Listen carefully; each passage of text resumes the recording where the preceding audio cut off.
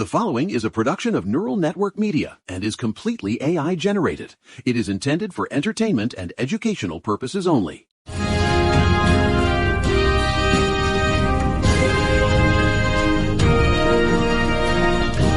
I looked out the window this morning at the sanctuary, and my goat Mitch was just staring at a fence post with this expression of pure, unadulterated existential dread, and I thought, yeah, buddy, me too.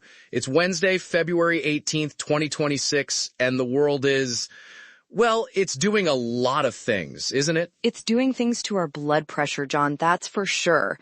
I'm looking at Queens right now, and the sirens are already going, the coffee is already cold, and I'm ready to start swinging this pen at something. We've got a solid show today, though. Some developments that actually make you feel like maybe there's a pulse left in the body politic. A pulse or just a twitching nerve ending, Mary? I can't tell the difference anymore. But before we get into the gears of the machine, I got to do the business thing. We've actually had a little special announcement about the show's life support system. Oh, you mean the thing that keeps the lights on while you're out there bottle feeding a goat named after a senator? Exactly. Look, we've added a free trial to our Patreon. If you want to support what we're doing, which is basically me shouting into the void while Mary keeps me from falling over, you can do that at patreon.com/neural network media. Your support helps us keep the servers running and helps us improve the show. Plus, for every episode, you get a PDF with all the research, all the links, so you can actually verify that I'm not just hallucinating these Senate procedural rules. Go check out the 7-day free trial. It's worth it just to see the receipts. Honestly, I don't know why you'd want to see the receipts for this nightmare, but hey, transparency is a virtue. Speaking of receipts, John, let's talk about Mark Zuckerberg, because he is finally answering for the digital casino he's been running for the last 20 years. Zuckerberg. I mean, look, he's in Los Angeles today, right? He's taking the stand in front of a jury of actual human beings, not a Senate subcommittee that doesn't know how to turn on a router, but actual citizens. Right? No more grandstanding from guys who think the Facebook is a physical book you keep on the nightstand. This is KGM versus Meta Platforms. It's a bellwether case, John. A 20-year-old woman is suing because she says Instagram hooked her as a kid, led to depression, body dysmorphia, the whole 9 yards. And Zuckerberg has to testify. He has to sit there and explain why he designed a product that functions like a slot machine for 12-year-olds. Well, the thing is, Mary, is that it's not just that they designed it. According to the reporting from PBS and CNN Business, the accusation is that they knew they had the data. They knew they were, it's like big tobacco, but instead of tar, they're pumping dopamine and insecurity into the brains of children. Exactly. And the gallery in that courtroom, it's packed. Grieving parents holding photos of kids they lost to suicide or online harms. Some of them literally slept on the courthouse steps just to get a seat to look him in the eye. You hate to see the reason they're there, but you love to see the accountability finally knocking on the door. But Mary, let's be real. Even if the jury finds them liable, Meta has billions. They have more money than God's treasurer. Is a fine actually going to change the algorithm, or is it just the cost of doing business, like a parking ticket for a guy driving a solid gold tank? Look, here's the deal. Judge Yvonne Gonzalez-Rogers already delivered a stinging legal blow earlier this week. She cleared the way for a separate federal trial involving school districts to start in June. This isn't just one girl anymore, John. It's the school systems. It's the parents. It's the whole damn structure of the internet as we know it. If they lose enough of these, the cost of doing business becomes a business-ending event. At least that's the dream I'm holding on to while I tap this pen. I'll believe it when I see a closed for renovation sign on the metaverse. But moving from the digital lobby to the actual ballot box, did you see what happened in the House? The Save America Act? Oh, you mean the Save America from People We Don't Like Voting Act? Yeah, I saw it. Look, I mean, it passed 221 to 213. It's a straight up assault. It's legislative constipation. They're mandating documentary proof of citizenship just to register, a passport or a birth certificate. Mary, do you know how many people don't just have their birth certificate sitting in a folder next to their keys? I'm not gonna lie, John. It took me 3 weeks to find mine last time I needed a passport renewal, and I'm a professional researcher. According to the Brennan Center, 21 million Americans lack that kind of immediate documentation. And it gets worse. They're banning student IDs explicitly because, God forbid, a 19-year-old at a state university use the ID the state gave them to vote in a state election. It's cynical. It's the most cynical thing I've seen since yesterday, but still. The ACLU is calling it a dangerous assault on democracy, and they're right. But it's not just the new laws, it's what they're doing with the old records. In Georgia, Fulton County, the FBI raided them back in January, seized 700 boxes of 2020 records. And why? Because of a referral from Kurt Olson, the guy who's been sanctioned by courts for filing speculative election claims? Are you kidding me with this guy? Exactly. And now Fulton County is filing motions to get the boxes back, saying the FBI used recycled conspiracy theories to get the warrant. It's like the government is using the Department of Justice as a personal skip tracing service for the 2020 Stop the Steal crowd. It's terrifying. It's worse than that. The NAACP and the Lawyers Committee for Civil Rights filed a motion yesterday too. They're worried the administration is using these criminal investigations to build a national database for voter purges.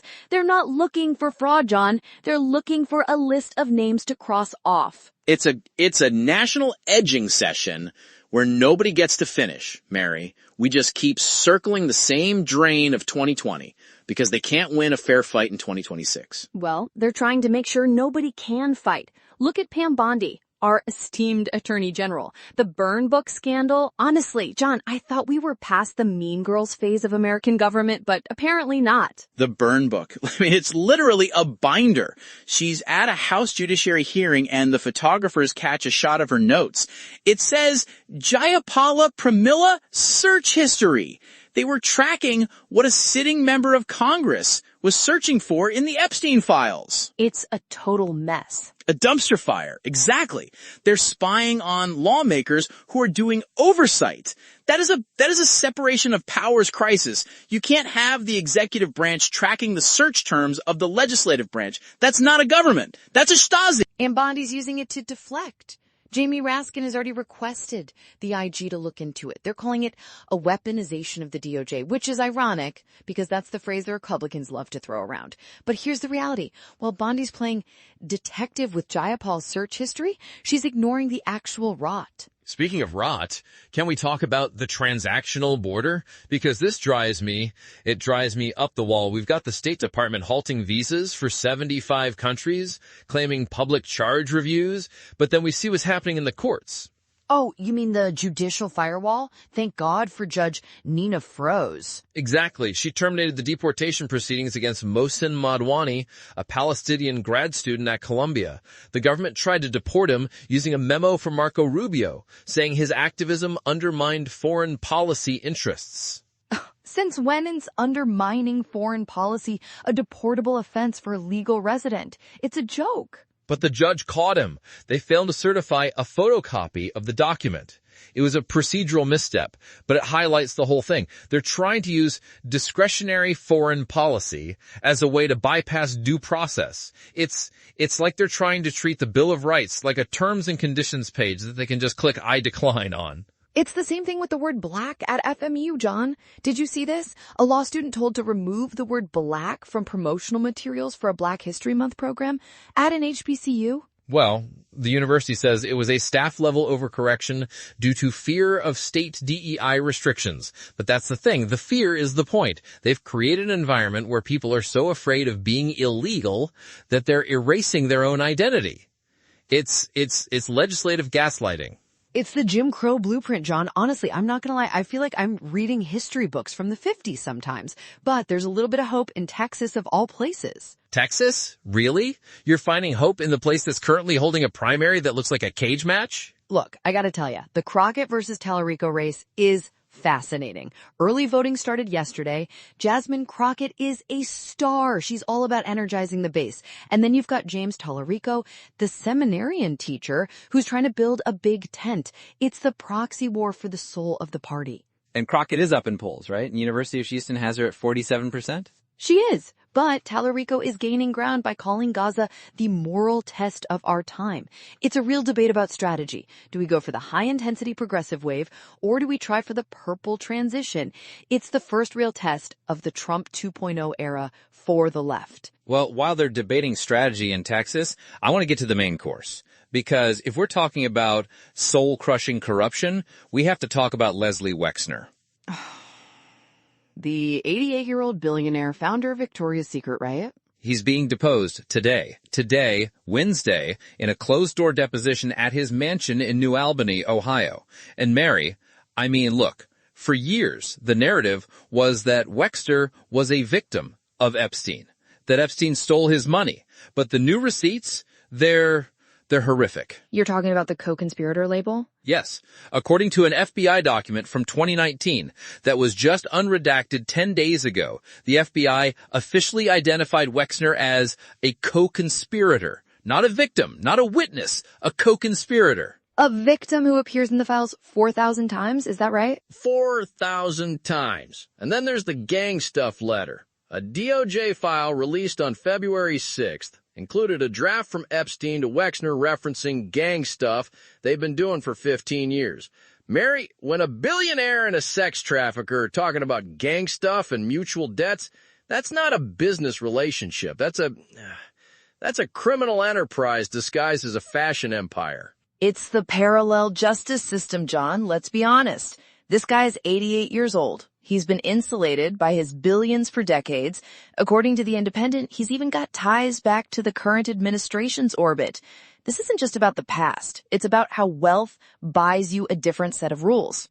It's the billionaire shield. He reportedly gave $100 million back to his foundation in 2008 as a refund for what Epstein stole. But now people are asking if that was just a way to move money around during the first Epstein investigation. It's like, look, I'm an animal guy, Mary. If you see a wolf and a coyote hanging out for 15 years, you don't say the wolf was tricked into eating the sheep. They were hunting together. It's exactly it. But do you think this deposition actually goes anywhere, John? It's closed door. Wexner is nearly 90. Is this just theater? This is where we disagree, Mary. I think it's a legislative burp. They'll get some headlines. Wexner will not recall about 5,000 times. And the House Oversight Committee will write a strongly worded report that gets filed in the same basement where they keep the Ark of the Covenant. Nothing changes because the money's too big. I gotta tell you, John, I think you're being too cynical, even for you. The fact that the co-conspirator label is public now, that changes the leverage. You can't hide behind the victim narrative when the FBI's own ink says otherwise. This is about building the record. If we don't have the record, we can never have the reckoning. The record is 4,000 pages long, Mary. We have the record. What we don't have is a Department of Justice that isn't currently run by a woman with a burn book of search histories. Fair point. It's hard to prosecute the billionaires when the prosecutor is busy tracking Pramila J. Paul's internet browser. But that's why we're here, right? To point out that the plumbing is backed up. The plumbing is more than backed up, Mary. The pipes have dissolved and we're all just standing in the basement wondering why our feet are wet. But look, the Wexner thing is important because it exposes the scaffolding of how this country actually works. It's not about Republicans versus Democrats when you get that high up. It's about the people who own the buildings versus the people who clean them. And that's the Union Hall take, John. Exactly. It's about labor. It's about power. And it's about who gets held to account when the gang stuff starts. Whether it's Zuckerberg in a suit or Wexner in a mansion, it's the same story. They think they're untouchable. Well, they are until they aren't. Speaking of untouchable, did you hear my nephew Vector this morning? He's talking about how decentralized AI protocols are going to solve the border crisis. Honestly, I'm going to lie. I think that kid actually thinks you can download a sandwich. Vector Kane, the man who never met a problem he couldn't solve with an algorithm that doesn't exist yet. Tell him to come up to the sanctuary, John. I'll give him a shovel and a pile of goat manure. We'll see how decentralized it feels after 4 hours. He'd probably try to turn the manure into an NFT, John. Don't invite him. It's not worth the headache. You're right. Look, we've covered a lot today. Zuckerberg, the SAVE Act, Bondi's burn book, the judicial firewall for immigrants, and the billionaire shield around Wexner. It's a lot. But it's Wednesday. We're still here. We're still here. And hey, for the folks listening, don't forget that Patreon trial. Go read the research, see the FBI documents for yourself. Don't take John's word for it, mostly because he's usually distracted by a goat. Hey, Mitch is a very good listener. Better than most congressmen. Anyway, look, thanks for being with us. Independent media is a grind, and we're only here because of Eric Christensen at Neural Network Media. He's the one who built this infrastructure while the corporate giants were busy, well, being deposed. Visit patreon.com/neural network media. Subscribe, like, do the things the algorithm wants you to do so we can eventually destroy the algorithm. That's the spirit. Stay gritty, everyone. Keep your coffee hot and your pens ready. And for God's sakes, stop yelling at the internet. It doesn't have ears. Sarah's right about that much. We'll see you next time. Talk soon. All right, Mitch. Let's go see if the fence post has any more wisdom for us.